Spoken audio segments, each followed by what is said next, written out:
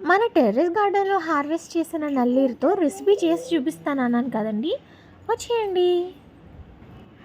నల్లేరు అనేది చాలా దురదొస్తుందండి చేతులకు కానీ తగిలితే. సో గ్లౌజులు వేసుకోవడం మాత్రం అస్సలు మర్చిపోవద్దు. నేను వేసుకోకుండా చేశాను కదా, అసలు 1 వీక్ నాకు అసలు దురదలే తగ్గలేదు. సో నేను చేసిన మిస్టేక్ మీలో ఎవరు చేయకండి. అలాగే నల్లేరు ఇలా దురదలు రాకుండా ఉండాలంటే ఏమైనా టిప్స్ ఉన్నాయేమో కామెంట్ బాక్స్లో మన సబ్స్క్రైబర్స్ అందరికీ సజెస్ట్ చేయండి. సబ్స్క్రైబర్స్ నేను ఇద్దరం కలిసి తెలుసుకుంటాం అసలు టిప్స్ ఏమైనా ఉన్నాయా అనేసి. ఇప్పుడు ప్రాసెస్లోకి వచ్చేద్దాం.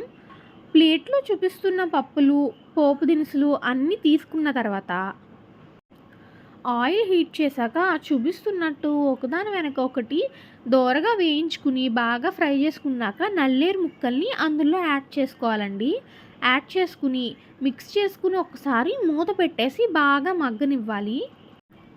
నల్లేరు కలర్ చేంజ్ అయ్యే వరకు మగ్గించుకోవాలండి. కానీ మధ్య మధ్యలో తిప్పుకుంటూ ఒక్కొక్కసారి కలుపుకుంటూ ఉండాలి. ఆయిల్ అనేది కుసంత ఎక్కువే పడుతుంది అనుకోండి. టేస్ట్ వచ్చేసి సేమ్ బీరకాయ పచ్చడి తింటే ఎలా ఉంటుందో సేమ్ అలాగే ఉంటుందండి.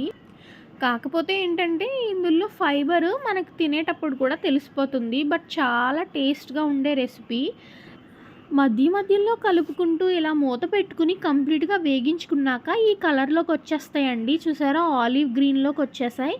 ఈ కలర్లోకి వచ్చిన తర్వాత స్టవ్ ఆఫ్ చేసుకుని అందులో చింతపండు వేసుకుని కప్పు పెట్టి చల్లరబెట్టుకోవాలి. ఆ తర్వాత మిక్సీ జార్లో తీసుకుని ఇలా ఫైన్ పేస్ట్లా చేసుకుంటే ఎంతో టేస్టీగా నల్లేరు పచ్చడి రెడీ.